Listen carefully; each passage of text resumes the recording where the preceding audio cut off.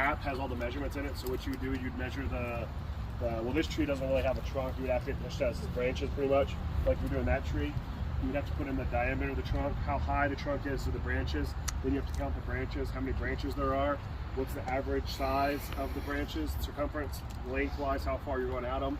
And you put all those measurements in, and it'll tell you how many linear feet of light you need. And then if your strands are 25 feet, you just divide it by 25 feet, and it'll tell you those strands. You add a little bit more to it. You can, but then usually it's pretty on. And you said if it's a little less or a little more, you would change it, right? Yeah, we just do it.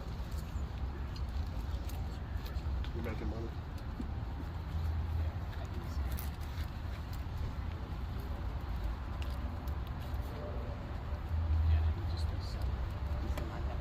Your space is a little wider than mine.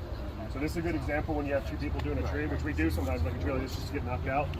So what you would just want to bring it back down. The reason why I could tell it was a little wide is it got really angled, a lot more than mine was. When you have multiple, like two people working together on a tree, it's kind of good just to keep the eye on the other person.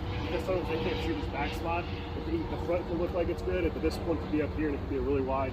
You just tell them, hey man, that last wrap you just did, pull it down. Yeah, we try to keep it.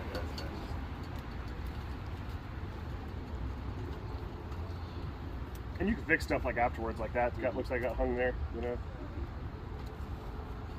So you contract when the squirrels chew it up, are they responsible for it? Yeah, and they're in possession of it. We'll usually, as a one-time courtesy, if it's one strand, we'll fix it. If it's, you know, if it's happening a lot, then it becomes an issue. There you go. Okay, so let's see how that got loose. Oh, wow. Holy shit. Before we just come down.